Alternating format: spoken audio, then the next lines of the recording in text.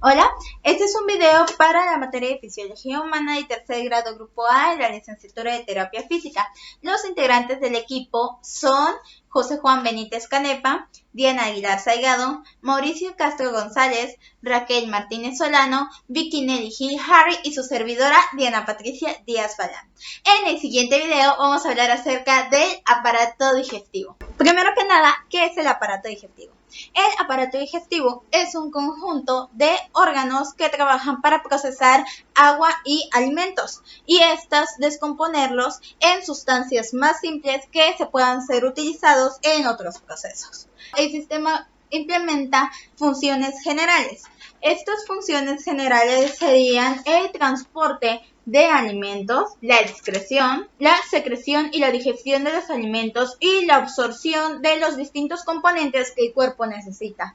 Esto se lleva a cabo entonces en un proceso que consiste de 5 fases. El primero siendo la ingestión de los alimentos, en las cuales los alimentos ingresen a la cavidad bucal, son masticados para ser posteriormente deglutidos. El segundo, la digestión, en los cuales los alimentos que fueron previamente ingeridos son posteriormente descompuestos de sustancias más grandes a sustancias más pequeñas. El tercero es la absorción, en las cuales las moléculas más sencillas van a pasar a través del tubo hacia la sangre. El cuarto es precisamente la asimilación. Las moléculas sencillas son utilizadas entonces para distintos procesos. En este caso pueden ser utilizadas para producir energía. Y el 5 y último es llamado defecación o excreción, en las cuales todos aquellos desechos que no necesitamos son eliminados a través del ano. El aparato digestivo es muy importante en la digestión.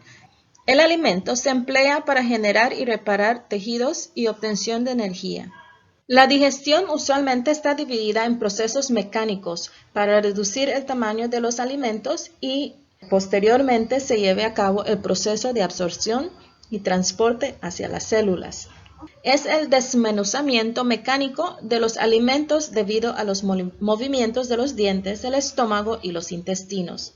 La digestión química es la descomposición química de los alimentos debido a las enzimas secretadas en la boca, el estómago y los intestinos. En este paso se rompen enlaces intramoleculares relativamente fuertes para que las moléculas complejas se conviertan en moléculas simples mucho más pequeñas, como los nutrientes. La digestión y el aparato digestivo comienza en la boca, donde al masticar y mezclar el alimento con la saliva se forma lo que se conoce como el bolo alimenticio. La lengua lo empuja hacia atrás y entonces ingresa en el faringe y sigue su camino hacia el esófago. El paso del bolo alimenticio de la boca a la faringe se llama deglución. La deglución se realiza en la faringe y es uno de los pasos de la digestión después de que gracias a la masticación y a la saliva que producen las glándulas parótidas se facilita el proceso de los alimentos de la boca hacia el esófago. Mientras mejor masticados estén los alimentos, más fácil es el proceso y menos peligroso. El esófago es un conducto muscular del aparato digestivo que comunica la faringe con el estómago. El esófago es una parte del aparato digestivo formado por un tubo muscular que en los humanos mide unos 25 centímetros y comunica la faringe con el estómago. Se extiende desde la sexta o séptima vértebra cervical hasta la 11ª vértebra torácica. A través del mismo pasan los alimentos desde la faringe al estómago. El estómago tiene 4 capas, amigos, que son la mucosa, submucosa, la muscular y la serosa, para la degradación de los alimentos, que es la función básica del estómago. Bueno, para empezar tenemos a la primera capa, que es la mucosa, que es la que recubre al estómago. Se encuentra subdividida en lo que viene siendo el epitelio superficial, la lámina propia de la mucosa y muscularis mucosa o músculo mucoso. Estas capas, en el epitelio podemos encontrar ciertas células que son las que tenemos de ese lado, como las células endocrinas, que son de las principales secretoras para la digestión de los alimentos. La capa submucosa, que vendría siendo esta parte de acá, es en donde vamos a encontrar una gran cantidad de capilares nerviosos y vascularización del estómago. En la capa muscular se encuentra subdividida en 3 capas, que es la capa de músculos oblicuos, la capa de músculos circulares y la capa de músculos longitudinales.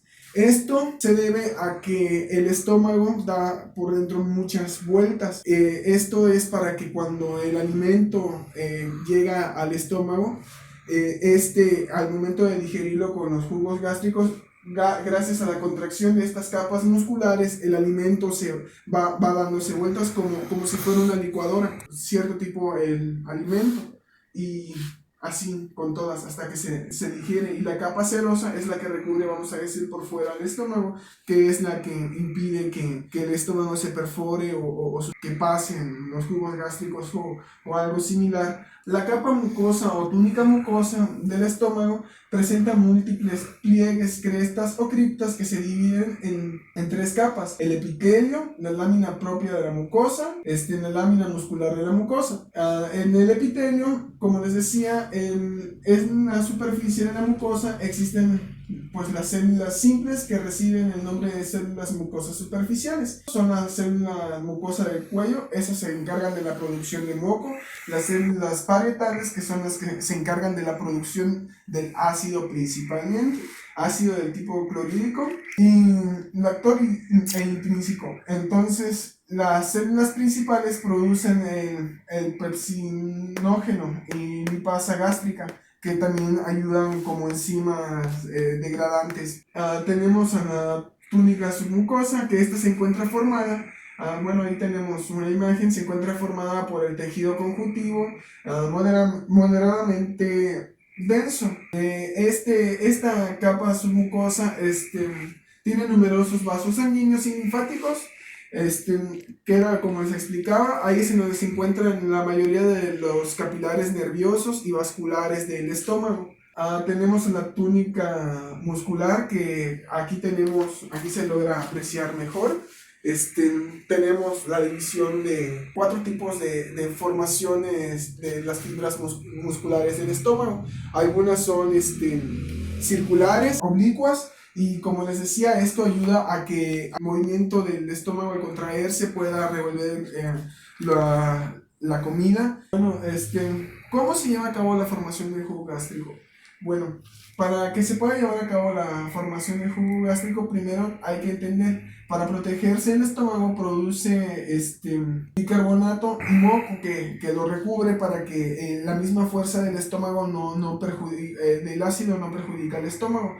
Esta formación de ácido se lleva a cabo gracias a la existencia de las células reguladoras o enzimas reguladoras, como lo pueden ser las endocrinas, las neuronales y las parácrinas. La gastrina es una enzima que se encarga de acelerar el llegado de los nutrientes a la sangre. La acetilcolina, que es otra enzima que también ayuda a la formación del ácido, es de forma neuronal. Es como que al momento de secretarse la acetilcolina, se manda el mensaje por los capilares nerviosos que le indican al estómago qué cantidad de ácido tiene que secretar.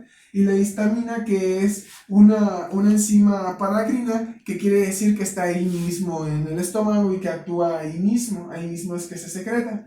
Bueno, para poder producir, necesita la estimulación de células G y otras más. Ahora veamos la transformación del bolo alimenticio a quimo. Como sabemos, el bolo alimenticio es procedente del esófago y llega a una ampliación del mismo, llamado estómago. Es recibido por el cardias, que es la división entre ambos. Y cuando ingresa al estómago deben ocurrir diversos procesos para que cada una de las unidades que nosotros ingerimos, por ejemplo, lípidos, carbohidratos y proteínas, puedan llegar a ser unidades aún más pequeñas y puedan ser utilizadas y aprovechadas por nuestro cuerpo. Ahora, ¿cómo es posible esto?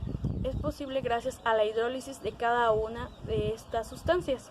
La hidrólisis es la utilización de agua para romper los enlaces también es ayudada por enzimas que son encargadas especialmente de cada una de estas sustancias para volverlas aún más pequeñas. Vamos a mencionar algunas de estas enzimas. Por ejemplo, la enzima petialina, segregada por la glándula parótida, que la podemos encontrar primeramente en nuestra saliva, es la encargada o la que nos ayuda a a hidrolizar los carbohidratos.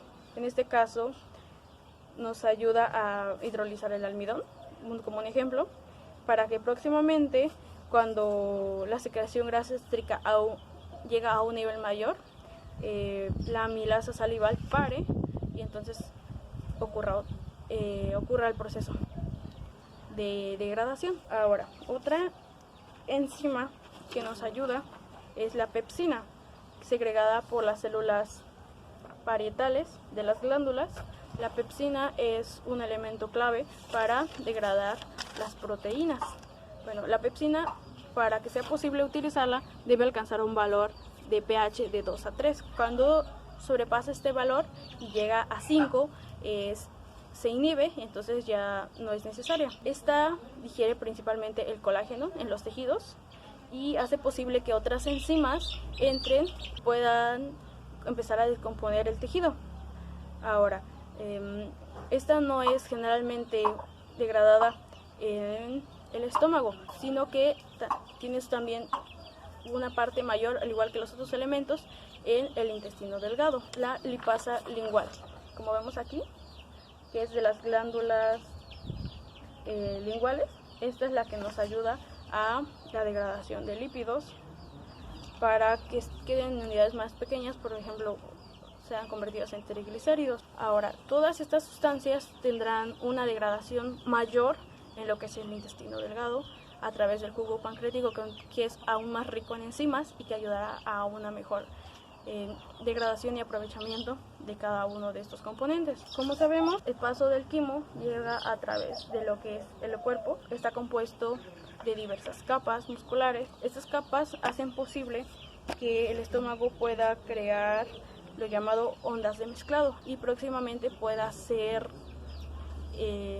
dar paso del estómago al intestino delgado. Cuando este se vuelve un jugo espeso, es segregado o es llevado por medio del esfínter pilórico, que podemos verlo aquí, al intestino delgado. Para dar paso es en pocas cantidades, entonces lo que hace que tarde un poco. Principalmente el primero que abandona el estómago son los carbohidratos, después las proteínas y por último las grasas, que duran aproximadamente 4 horas. Se dice que el paso del estómago al intestino delgado son aproximadamente 8 horas, pero depende y varía de cada persona. El intestino delgado. El intestino delgado es la sección más larga del tubo digestivo. Este va a tener dos funciones principales. Como ya sabemos, va a ayudar a la digestión, pero también va a ayudar a la absorción de nutrientes, a través de unas vellosidades que se van a encontrar dentro de él. También entre sus características principales podemos encontrar que el intestino delgado mide aproximadamente de 5 a 7 metros y va a tener un diámetro de 2 centímetros aproximadamente. También está compuesta por 5 capas. Estas 5 capas van a ser de externa a interna. La capa más externa va a ser la serosa. La segunda capa va a ser la capa muscular longitudinal externa. Después va a seguir la capa muscular longitudinal interna. Vamos a encontrar la submucosa y por último vamos a encontrar la mucosa. El intestino delgado se divide en 3 secciones principales. La primera es el duodeno, que va a ser el que va a unir el estómago con el resto del intestino delgado. Y después vamos a tener al yeyuno, que va a ser este de color verde. Por último vamos a tener al ilion, que va a ser el que va a conectar el intestino delgado con el intestino grueso. El duodeno abarca aproximadamente un 5% en todo el intestino delgado, mientras que el yeyuno abarca aproximadamente un 38% y por último el ilion abarcaría un 57% en todo el intestino delgado. El duodeno se va a dividir en 4 porciones. La primera porción va a ser de izquierda a derecha y en la segunda porción va a ser de arriba hacia abajo. En la segunda porción aproximadamente podemos encontrar lo que es la ampolla de váter. Este va a ser un conducto en el cual van a pasar los jugos biliares, los jugos del hígado y los jugos pancreáticos. Los jugos biliares nos van a ayudar para disolver la grasa que tenemos en los alimentos, mientras que los jugos pancreáticos va a contener enzimas que nos van a ayudar a digerir mejor las proteínas. Después vamos a tener la tercera porción del duodeno, que va a ser igualmente de izquierda a derecha, y por último vamos a tener la última porción, que va a ser de izquierda a derecha, pero esta va a estar ascendiendo. Y aquí podemos ver el ángulo de Trex, que va a ser la conexión entre el duodeno con el yeyuno. Y aquí tenemos a la válvula iliocecal, que va a ser la conexión entre el intestino grueso y el intestino delgado. Esta es la última porción de nuestro intestino delgado, la cual es el ilion. Y aquí se va a encontrar la válvula iliocecal. Este es el ciego de nuestro intestino grueso y este es el apéndice. Ahora les voy a explicar la estructura microscópica del intestino delgado. Estos son los pliegues circulares de nuestro intestino delgado y los podemos encontrar al hacer un corte coronal en nuestro intestino. Estos son las vellosidades y por último las microvellosidades, que el conjunto de todo esto nos va a ayudar a la absorción de los alimentos. Los pliegues circulares lo que van a hacer es que van a aumentar la superficie de absorción del intestino delgado. Estos pliegues los podemos encontrar en la parte proximal del duodeno hasta la parte media del ilion.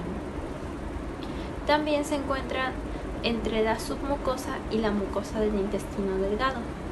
Después vamos a tener las vellosidades.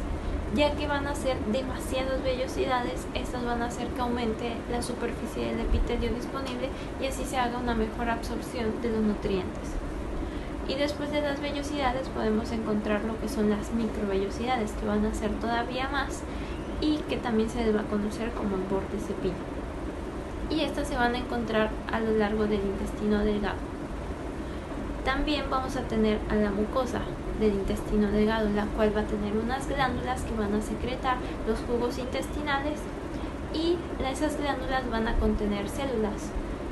Unas células que nos van a ayudar a digerir y absorber bien los nutrientes de los alimentos, así como también a secretar la mucosa, y también va a contener enzimas bactericidas por si llega a suceder algo. También es muy importante que sepan que el quimo, cuando pasa al intestino delgado, se vuelve quino.